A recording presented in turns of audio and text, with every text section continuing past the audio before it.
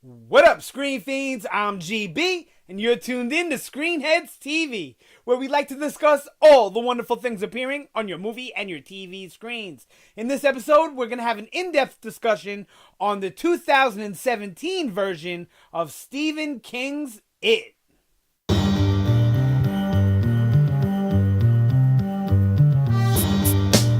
Alright, so I recently did a basic review for the 2017 version of It. You know, where I just talk about my general opinions, some stuff I liked, some stuff I didn't like. So in this video, I wanted to take a little bit more time to kind of get into that and into my feelings about the movie overall a little bit more in depth. So if you're looking for just a quickie review, there is one posted on the channel. You can go and check that out. Alright, so It. One of my favorite Stephen King books. Actually, it may be my favorite Stephen King book. I have a long history with this book. I've read it numerous times. It all goes back to 1990 when they aired the miniseries. I watched it with my grandmother. Fond memories of that. Rest in peace, Grandma. So that's where the spark started, because that miniseries at 10 years old, that's how old I was when I saw it, it really freaked me out. I mean, it was real horror to me. And when I got older, I think I was about 14, 15 the first time I read the book. A friend's father actually put me onto the book, lent it to me, let me read it. And I absolutely fell in love with the book a million times more than the miniseries, because the book is just so much better. So this adaptation has been long awaited. I really wanted a big screen, rated R, mature for adults version of Stephen King's It, because that's the only way you can really get close to, the book. And, alright, so did they nail the book? They didn't nail it, but they did a damn good job. They actually did a better job than I thought they were going to do, especially for a movie that was only 2 hours and 15 minutes. Now, I feel the movie could have benefited greatly from being only 15 minutes longer. 2.5 minutes is pretty long, but look at how many people went to go see it. Do you think that many people wouldn't have went to see it if it was only 15 minutes longer? I doubt it. With that 15 minutes, I feel like they could have fleshed out the relationships between the children, the bullies, a little bit better. And they maybe even could have gave us a little bit of mythos into it, even if they didn't go into the whole thing that they go in the books. But we could have got a little bit more of that. And some of the themes were really missing from the book. Some important themes too, like, being able to use your imagination, or the power of belief, or the real essence of fear and what it means.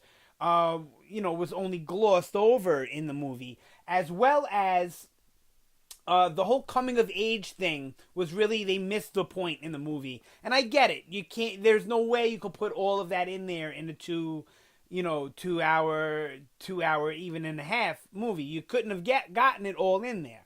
I think Stephen King's work, because of how deep his characters are, how rich the history of Stephen King's universes are, I feel like he benefits more for a miniseries or a TV show. It just has to be on like a cable network geared towards adults, or a streaming network where they're not gonna, basically neuter it for network TV. But all in all, I enjoyed this movie. I thought they did the best job they could do in the allotted time. Now, if it were up to me, I would have broken this story up into 3 or 4 movies. If that's the route they want to go as movie, and I think it could still work. I think I might do a separate video on how I would have broken that down. I may touch on it a little bit here in this discussion. Alright, so yeah, I liked it.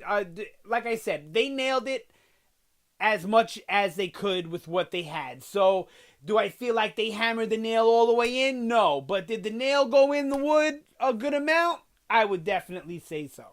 I thought Andy Muschietti, he's the director. I believe he wrote the final version that went on the screen. I believe he wrote, this thing was in development hell for a long time, which added to my worry. It added to my worry of, whether or not the film was going to get made at all let alone be an actual quality product when they put it out.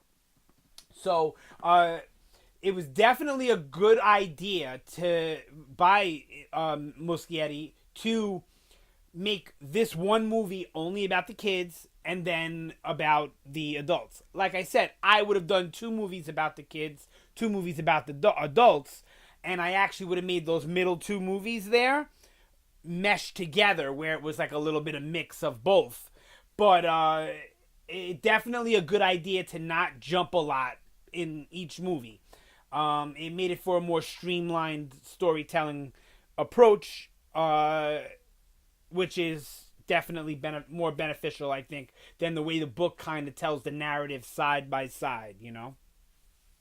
Yeah, so definitely a good job. There were some problems, I thought, in the writing department, but I think they weren't really problems in the writing department. I think they were things that needed to be edited for time, maybe some stuff for content, but for the most part, I liked the writing for the most part.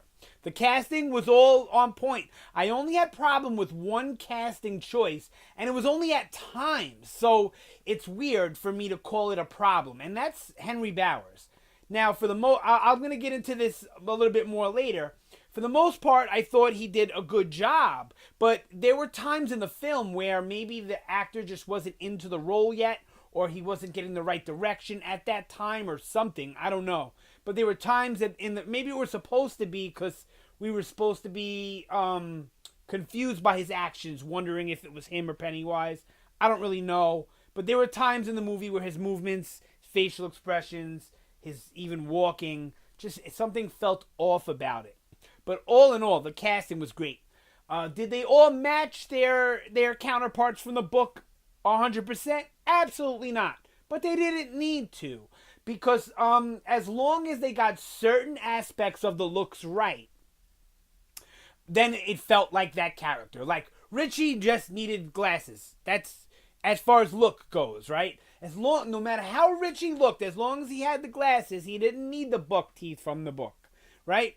So as long as everybody had that one signifying attribute about them, I feel it was enough to nail the characters, and they did.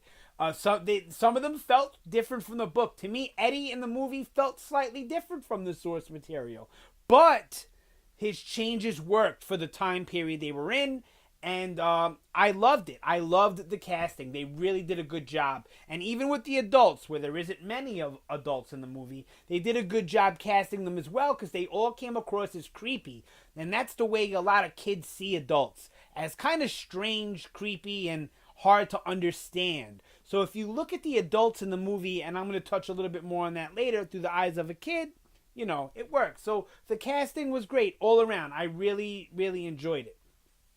And Pennywise too, Bill Skarsgård, I was totally worried about, but all in all said and done, he did a great job as the clown. He was scary, he was creepy, he was funny, and he actually at times felt like a clown, which is how Pennywise definitely comes across in the books. There's times in the books where you're like, you know, he's very clown-like. And then, you know, in a split second, in the same paragraph, he can really get scary, and they did that in the movie. And, you know, great job by Muschietti, who also directed Mama, which I liked. I enjoyed Mama. I thought it was a good film, and I usually don't like ghost movies.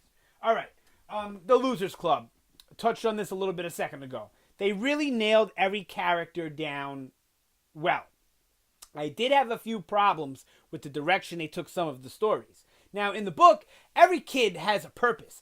And I'm going to do separate videos explaining the kids very soon. So keep a lookout for that. So they all have a kind of a purpose in the overall narrative, which isn't really clear early on in the book.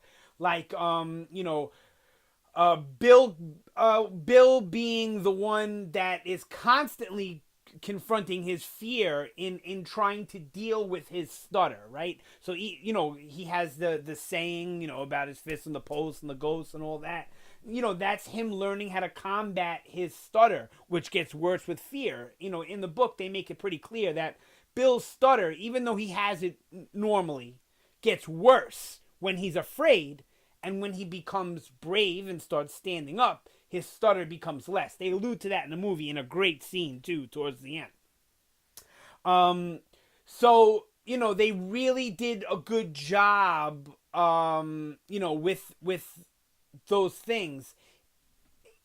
Now, for the most part, right? So like Bill was nailed, right? Eddie was nailed. Richie was nailed. Bev was nailed. Now Ben and Mike is where the problem comes in. Because Mike in the movie version is pointless. Because they gave his story to Ben, right? So, you have Bill, the leader. You have Bev. Not only is she tough, but she's the glue that holds everybody together. She's the one that allows them to love and to be one unit as opposed to, separate individuals, and, you have Ben who's really like the heart of it all. Without Ben's love for Bev, things don't go the same way. Right, and he also, I believe in the book too, he has a somewhat of a knowledge of the town.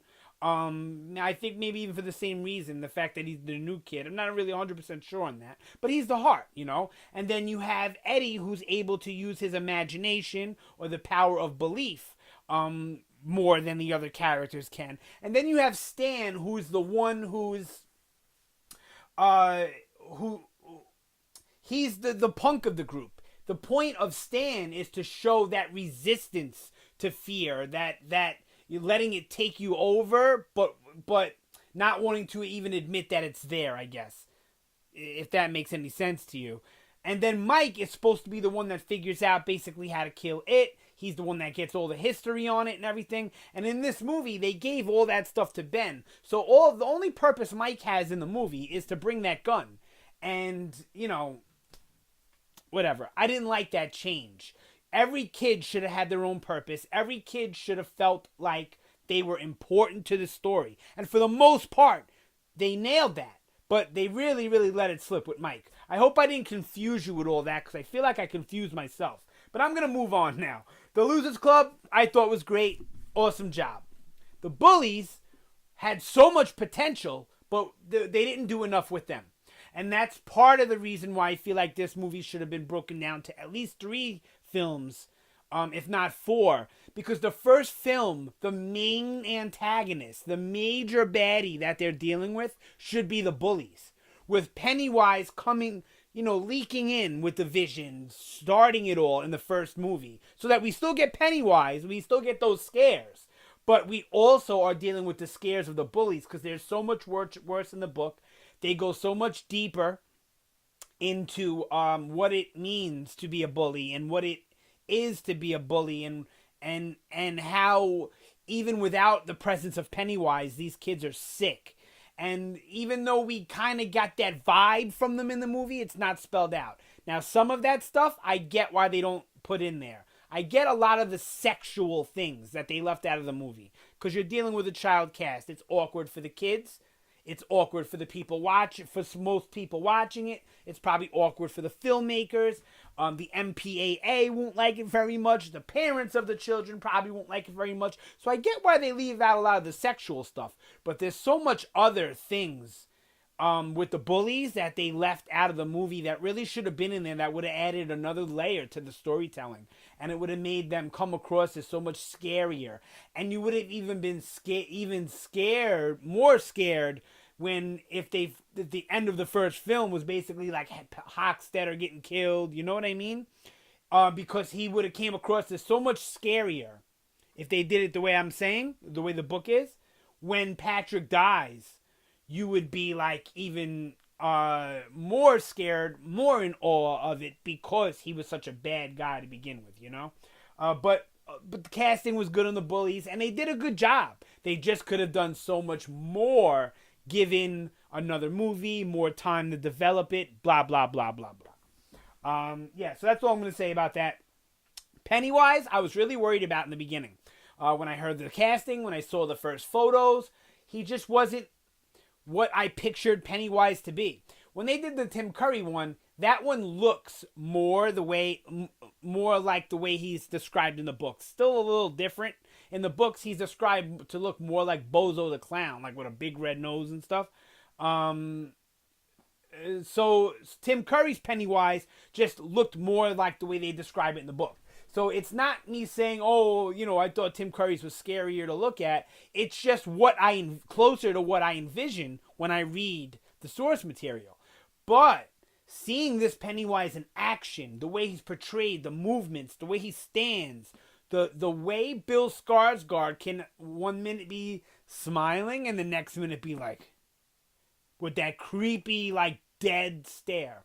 And I love that stare because, the big thing with, if you read the books anyway, or even watched the 1990s miniseries, you know what the deadlights are.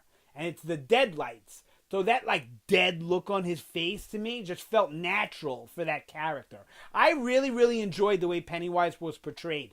He looked great. The acting on it was great. I didn't mind the CGI in some of the movements. It worked for me. Totally. And I liked the glowing eyes. A lot of people didn't like the glowing eyes. I really enjoyed it. They glow in the book. It gave him a sense of creepiness and scariness, even when he was being funny. I really, really, really enjoyed Pennywise in this movie. All right. Moving forward. All right. So as far as the fears go, I get why they changed them. What was scary to kids in the 1950s isn't necessarily scary to kids now. I think they kind of dropped the ball with a lot of the scares, though. A lot of the fears in the movie. The way they presented the scares were creepy enough and scary enough, in my opinion. I'm a grown-up now, so I don't get scared the way I did when I was a kid. But I can try and put myself in my 10-year-old body, and I think that this movie would have been just as scary for me if this was the version I saw at 10 years old. So I think it was scary, but the manifestation of the kids' fears I thought could have been scarier and better. What do I mean by that? First, let me start with the leper, because he was my least favorite part of the movie. The leper should have been realized and practical. It should have been a guy in a suit, and then it would have felt scarier. Because they did him pretty much all in CGI, maybe even all in CGI, it felt like a cartoon. It took me out of the film. It was not scary. It was laughable to me. Where that scene in the book was one of the scarier scenes for me in the book. And for the character of Eddie, it's a very terrifying scene. Just look at who Eddie is and what a leper is. And it's the manifestation of all his mother has taught him to be scared of. So for them to mess that up on a technical level, like doing it in CGI and not practical, was really harmful for me. I'm glad... harmful, that was weird. I'm glad they put the leper in the movie. He needed to be in the movie.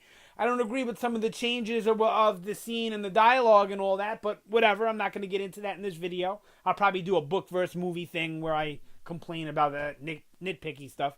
But I thought the way he was presented to me was bad. Mike...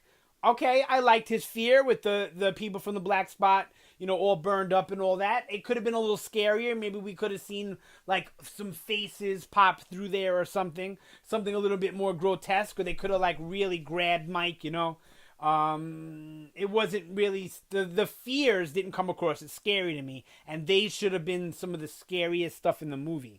I feel the same way about the painting, Stan's painting. While it was creepy, and I get why it needed to be CGI, I didn't think it was done very well. It looked cartoony to me as well. But it was creepy. I kind of liked the fear itself. All the stuff with Georgie, nailed it. Amazing, scary, creepy, perfect fear for Bill, on the money. Bev, I liked the stuff with her and her dad. I liked the stuff with the blood. I really wouldn't have changed any of that. It is a little scarier in the book, but that's because it goes in a very sexual route. And like I said, I get why they cut a lot of that stuff from the film. Let's see, who else's fears? All right, so Ben really didn't get the fears that he should have gotten. So I'm really disappointed in that. And Richie, they're disappointed in that too. I mean, the clown scene was great. The scene where he sees the missing poster was great and creepy. But if it wasn't performed as amazingly as it was performed by Finn Wittock, the kid from Stranger Things, the kid who played Richie. He did such a great job performing it. It made it creepy and scary. So those two characters, as far as Richie and Ben, their fears definitely left more to be desired. And even the rest of the kids, they should have been scarier. Even the dad and Bev's dad should have came across as a little scarier, I thought. But all in all, not terrible. It was still serviceable for the film, and it still worked for me on a level. While I'm watching it, this wasn't a problem. After the film, reflecting on it while coming home from the movie theater, I like to walk home from the movies. Gives me time to think about it. That's when these things became apparent to me. Okay, so I talked about the grown-ups a little bit. So a lot of people complain about the way the few grown-ups that are in this film are presented. But you have to understand that, first off, they're not good people, the grown-ups that we get introduced to. We get introduced to Bill's dad, who, not saying he's a bad person, but the way his parents deal with grief, even in the books, it's not good for Bill. They have another kid, and they basically neglect him because they lost a kid, and they kind of treat Bill very cold. And so, of course, he's going to come across as a jerk in the movie. Eddie's mom, she's a bad person inherently. She's lying to her son to keep him at her hip. Keep him at her hip, The pharmacist obviously has a proclivity, even if only small, towards young girls. That's obvious. So you see what I'm saying is they're all already, the adults we get introduced to are inherently bad people. Henry Bauer's dad, you know what I mean? Look at him. But we're also seeing them through the perspective of the kids. Remember, there's no the adult losers club don't make an appearance in this movie. So we're seeing things totally through their eyes. It's not a flashback like it was in the 1990s, where we're kind of seeing it through the memories of the kids. We're actually in their point of view as kids, not as adults reflecting. So adults can come across as creepy, weird, scary, strange to kids. Definitely. So I like that. I really, really thought they did a good job with that 100%. As far as the story and the plot goes, they left some things out that needed to be there for the average viewer, right? So when I go into a movie, I say this often, I try and go in clear. I try and go in as an audience member who knows nothing. I try and erase everything I can from my brain and go in as totally blank as I can. So even if it's not adapted on something, I don't even try and remember the trailers if I can help it. Right? I do my best. It's not easy, and I'm not always successful at it. Sometimes I find myself going, well, that wasn't like that in the book, and blah, blah, blah. But I do my best to go in, with a wider vision and not such a tunnel vision as a fan of something. So I feel like the two missteps they made from a blind eye viewer, okay, not someone who already knows these characters, who's acquainted with these characters, who already has an affection and an understanding for these characters, because that's who I am, right? I've read the books, like I said, numerous times. About, I think, 4 times I read the books. Saw the miniseries 100 times. So I love these characters. They've been in my life since I'm 10. All right, I'll let you guess how old I am now, but it's far off of 10 years old, okay? So going in, trying to go cold and look at it blank, the 3 things they kind of messed up on.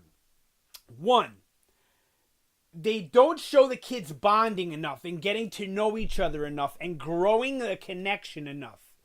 We meet them, the kids have great chemistry as far as the actors go and everything. And they work together really well, but in the confounds of the story, we don't see that chemistry build or grow. It's just they meet, they have the chemistry. Where it's like that sometimes in life, but the way we are supposed to love these characters and fear for them and be scared for them at all moments, and to understand how much they love each other, especially when you're leaving out the sexual things in the book. You have to make it apparent that there's a love here. It's not just friends. I like you. You're my buddy. They love each other as if they were siblings, or more than that, as if they were all lovers, right? So that should have came across more. And all you needed was, 10 more minutes of screen time with the characters, and you would have been able to grow more of a bond and build the chemistry narratively that was already there in your casting. So that's number one problem, and that's a big one for me, and all it needed was 10 more minutes. Now the next one is kind of small because they can make up for it in the next movie, and that's a little bit of more explanation of what it is, where it comes from. Did they need to rip everything from the books? No. Do I need an explanation on every monster all the time? No. But I feel what the monster is contributes to how to defeat it. So if you don't ever learn a little bit more about it and the town and all the things that it did, where we learn a little bit about that, but not enough to make impact at the end of the movie, right? So by cutting us short on that, the ending had less impact. Which brings me to my last complaint. The last problem with the movie is explaining how to defeat it, or how to even come close. Now, once again, they could make up for this a little bit in the next movie, but it still hurts the ending of this film. I might do a separate video just about the ending, just to get to the point of that in a quick video. But it's all about facing your fears, not being scared of them, and being able to use the power of imagination and belief to conquer your fears. And we're never privy to any of that information. And it's, to me, yes, you should, as an audience, be able to put things together in your brain. But certain things, like how to defeat the creature that's been chasing you the whole movie, should be explained.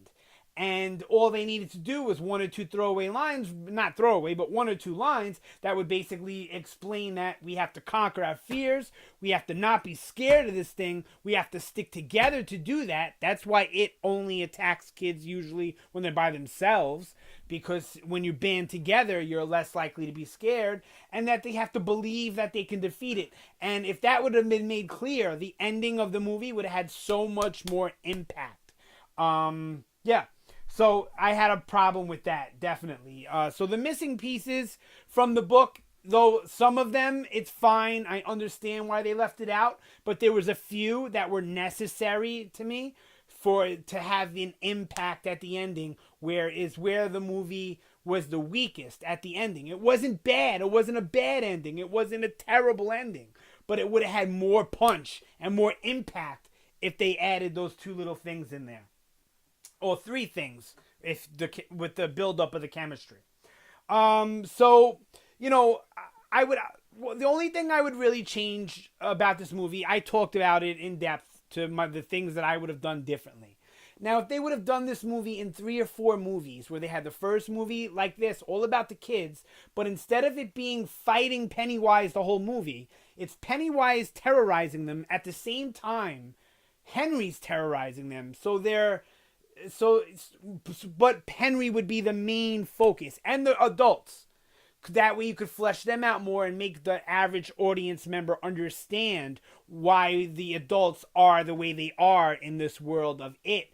And you would have been able to flesh out Derry a little bit more in the first movie. And, they don't end with fighting it. That's for the second movie. And then in the second movie, you have little flashes of the grown-ups, but mostly about the kids going up against it, and the final showdown with it and Henry Bowers at the same time. And then the third movie, you show the kids still, only small bits of the kids. This time it's mostly about the adults. And the small tidbits are all the stuff that happens with the kids after Pennywise. Because there's a lot of good stuff. A lot of important stuff. And there's some stuff that you could have shifted that happened earlier in the movie. You could have shifted to after the Pennywise stuff, for that third movie.